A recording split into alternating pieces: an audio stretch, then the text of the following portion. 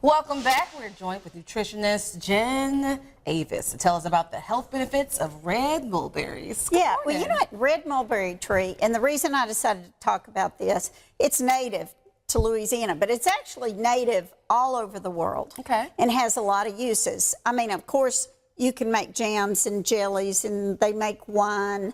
And in China, that is the only food that the silkworms eat, is the leaves of the mulberry tree. So it's all over the world, and they're different mulberry trees, but it has edible fruit that looks like a blackberry. It's beautiful, and the leaves are gorgeous. Thank you. And also the branches have benefits as well. People can make things from those. Absolutely. They're sort of spindly, and through the years, they've woven baskets from these.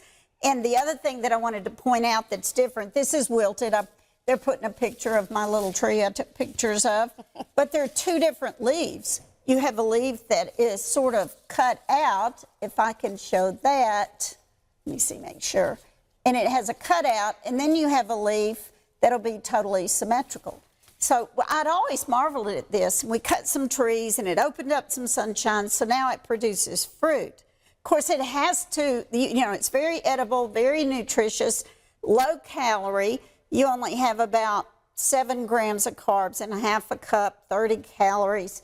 2 of that is fiber. It helps with digestion. Absolutely. And it has soluble, insoluble fiber. It has antioxidants, one of which slows the breakdown of carbs. So it's a very healthy fruit if you can get your hands on it. It's all around us in the woods. We just don't notice it. But possums eat it, raccoons eat it, squirrels eat it, deer eat it, even the black bear, which is not in my backyard, they eat it. And I notice each evening they're out there competing for it. But it is native to our country, and it's a beautiful little tree.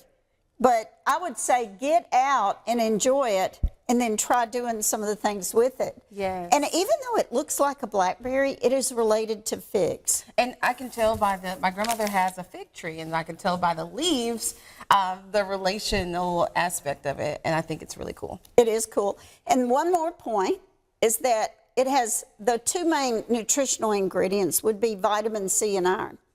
And what's ironic about that is that when you have vitamin C in a food or a meal or a snack, your absorption of iron is better. Nice. Yeah. You know what that gives?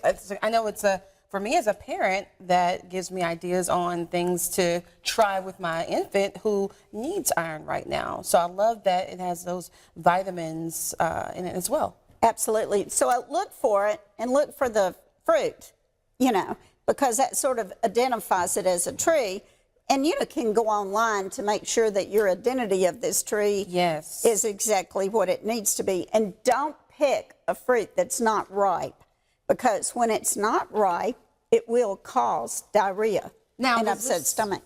Is this brownish one an example of one that's not ripe? If we could pull up the camera. All right, let's take a look at it on camera 5. If they can get a close up. All right, now this right here is an example of one that's not ripe. It is, the ripe one is going to be fully colored. Exactly. It will look just like a blackberry. And otherwise, if it's green or just a hint of red, you want to stay away from that. Great information. Thank you so much. And we're going to have this information on our website after the show.